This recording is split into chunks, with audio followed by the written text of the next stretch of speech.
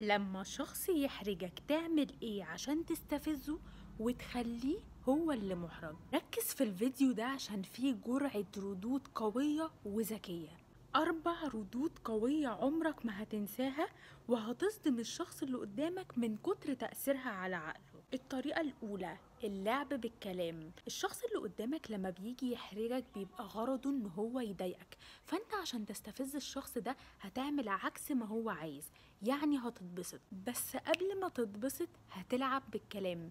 يعني مثلا لما حد يجي يقولك ايه ده انت تخنت قوي وهو قصده حاجة وحشة، هتلعب بالكلام وهتفهمه ان انت فهمت المعنى الحلو. ايه ده انا تخنت، طب الحمد لله، كان نفسي اتخن من زمان، ما كانش عاجبني شكلي في الاول خالص، والحمد لله ان هو لفت نظرك وانك خدت بالك. وهنا انت وضحت له ان الموضوع اتفهم ان هو بيمدح فيك، مع ان هو عايز يوصلك ان يا ابني يا حبيبي انا قصدي حاجة وحشة.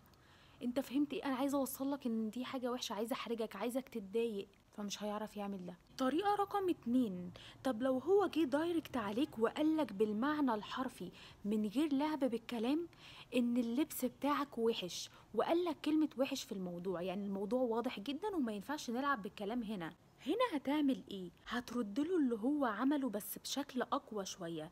يعني مش هتقوله انت كمان لبسك وحش، ولا هتوجه له اي حاجه ليها علاقه بشكله او مظهره، انت هتجيب له ان الناس هم اللي بيقولوا عليه.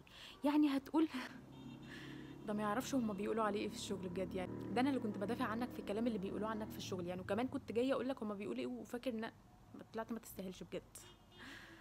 لبسي هو اللي وحش؟ متشكرين يا سيدي، او احسن من كلام تاني بيتقال.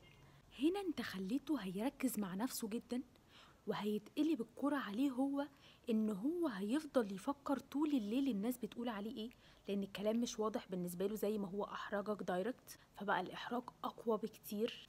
وكمان خليته يفضل محتاج لك عشان يعرف الناس بتقول عليه ايه منك انت، وخليته يحس اقوى من الشعور اللي انت حسيته وهو بيعايب عليك ان الناس كمان بتعايب عليه. رقم 3، انك تثبت عكس اللي هو بيقوله. يعني الكلام اللي انت بتقوله ده مش من قلبك وانت غيران. طب ازاي نوضحها بطريقة ذكية؟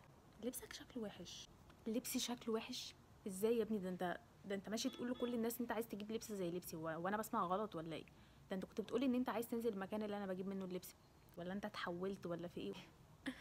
هنا انت كسفت ووضحت له بطريقه غير مباشره ان هو غيران منك وان هو بيغير رايه وان في حاجه غلط في الموضوع، فهيبدا يركز مع نفسه. فانت بدل ما الكوره كانت ناحيتك وكنت هتضطر ترد وتدافع عن نفسك او تتكلم عن لبسك، انت حولت الكوره في ملعبه هو، فهو اللي هيبدا يدافع عن نفسه ويقول لك انا ما